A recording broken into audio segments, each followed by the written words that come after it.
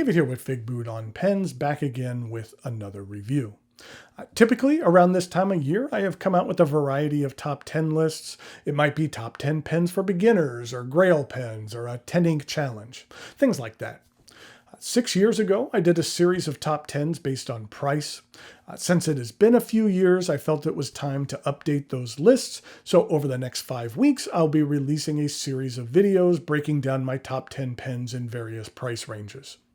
Back then, I had it broken down into 4 different groups. There was under $50, $50 to $100, $100 to $250, and then over $250.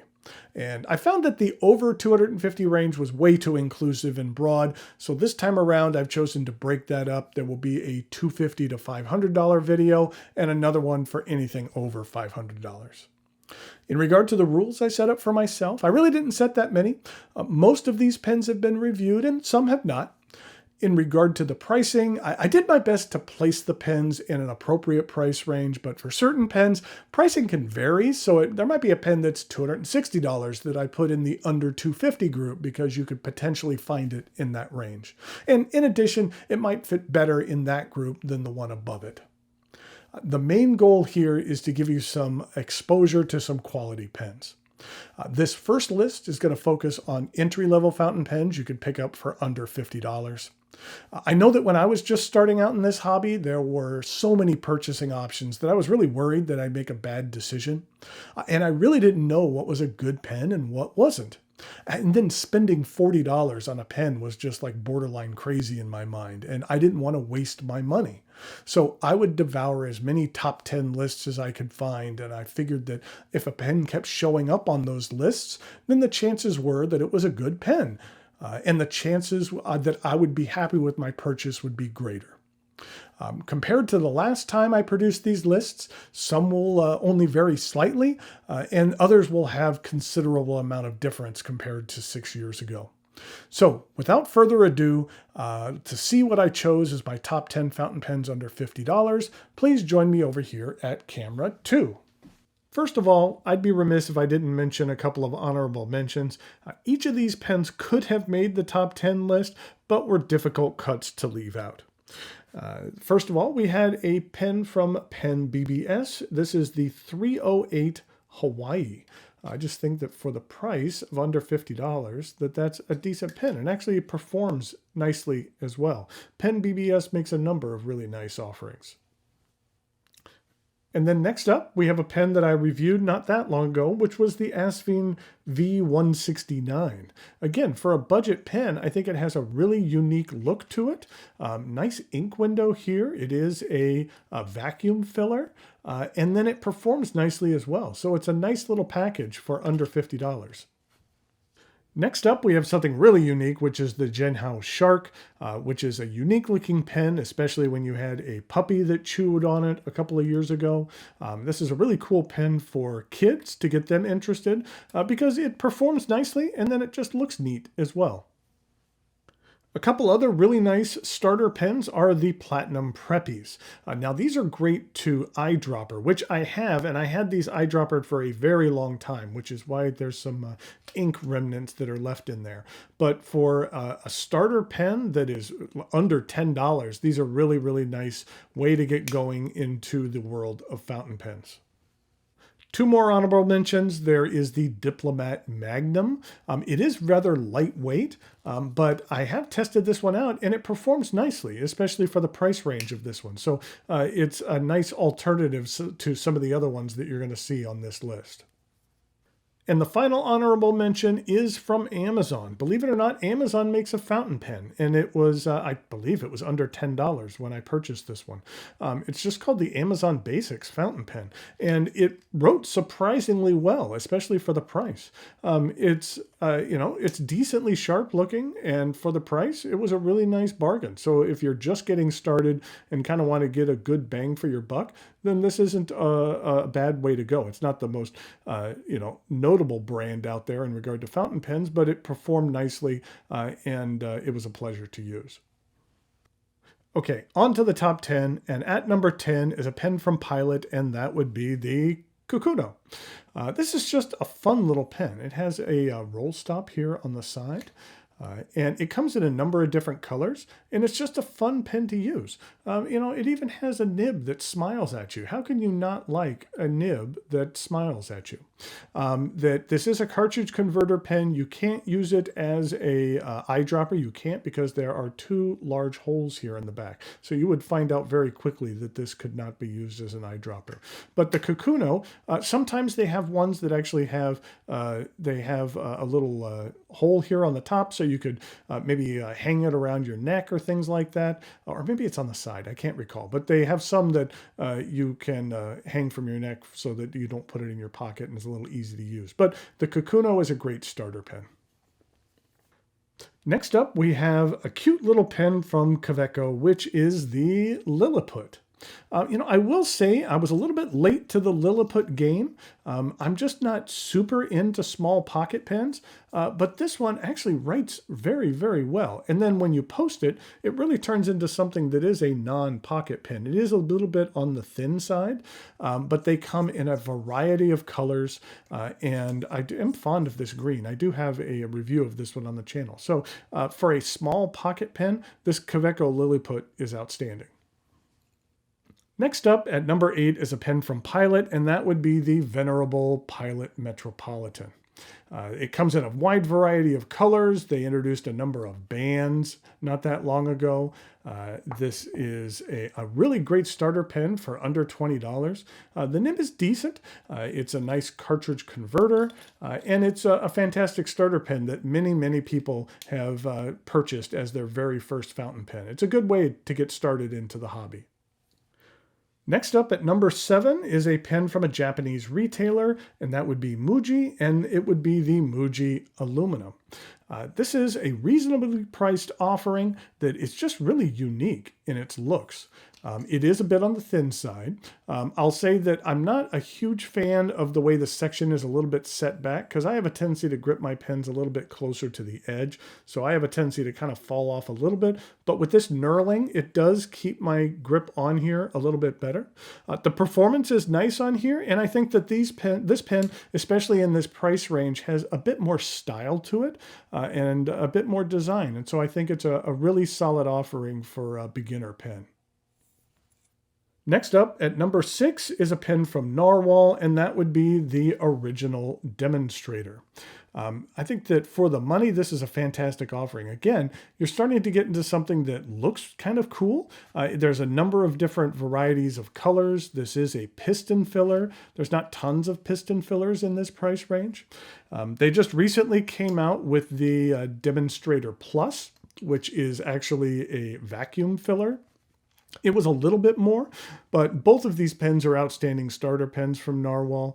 They look a little bit different, and they perform very nicely. Speaking of looking different, coming in at number 5, we have a pen that looks very different, and that would be the TWSBI Go. This is a really unique pen. It just has a really unique look to it. It does have a kind of triangular section that kind of forces your grip into a certain place if you hold your grip a little bit towards the edge. If you hold it a little bit further back, you have a bit more freedom. One of the distinguishing features here is this spring, and that's part of the filling mechanism. So what you do is you insert this into the bottled ink of your choice, and then you press this down. Well, actually, you press it down, then you can insert it in. That's a better way of doing it, and then release it, and it sucks ink up into this chamber. And so it's nice because you have a demonstrator that you can see the ink color in here, and it gives it a bit of a different look. And this spring is a different look as well. It's just a real cool offering for the price, and one of TWSBI's least expensive models, but it performs nicely as well and is a great starter pen. Next up, we have a bit of a twofer, a little bit of a cheat, but I think these pens are fairly similar. And that would be the Lamy Safari and the Vista. This is the Safari, and it is a plastic pen. And what's fantastic about these pens is it comes in a rainbow of colors. Any color you can think of, you could pretty much find a Safari in that particular color. Every year they come out with limited edition versions of this. This one here was the Petrol. Sometimes sometimes these limited editions can actually rise in value. I think I could actually sell this petrol for more than I purchased it from, which is rare.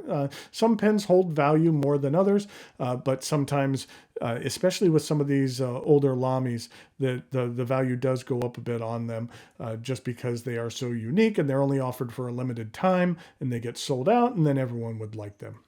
I mentioned I was kind of grouping this together with the Vista, and that would be because it's pretty much the exact same design, but it just has a transparent resin as opposed to just the clear resin, and that this one here is the standard one. This one was the black version that's available at Goulet. I'm not sure if they still have them or not, but the main difference was the black nib as well as the black clip there.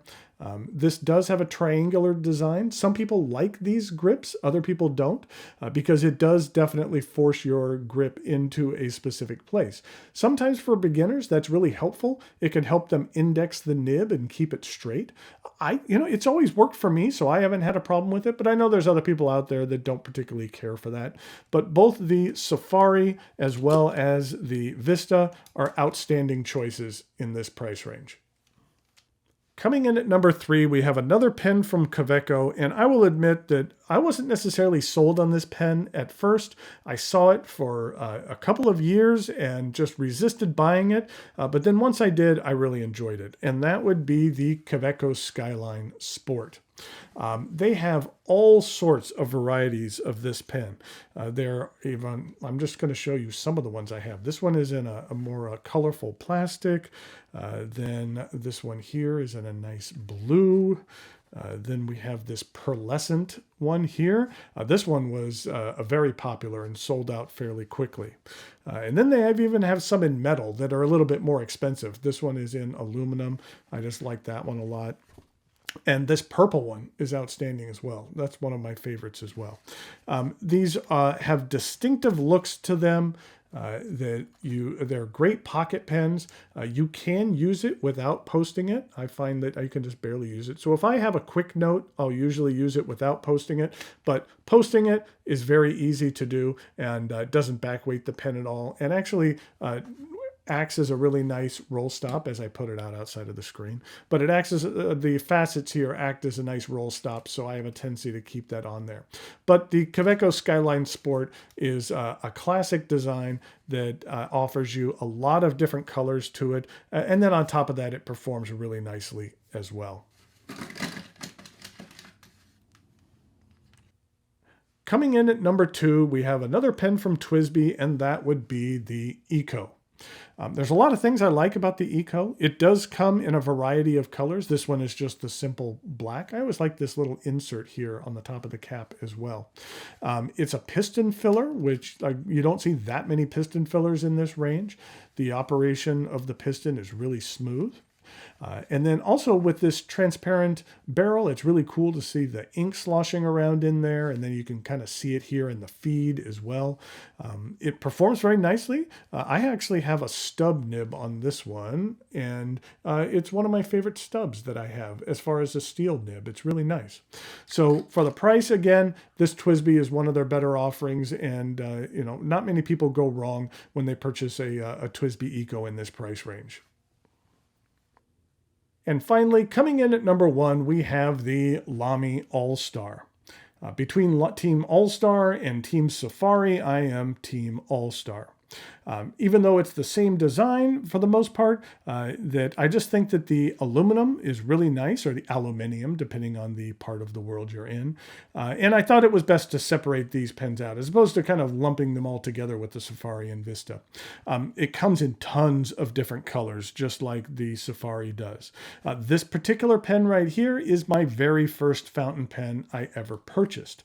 And I think it's kind of nice that I picked a really nice pen to be my very first fountain pen, one that was a quality choice. It probably went a long ways toward me getting more involved in this hobby. If I would have picked up something that was terrible, then I probably would have just thrown it away or just not used it, and then just not been much interest. It had not much interest in this hobby.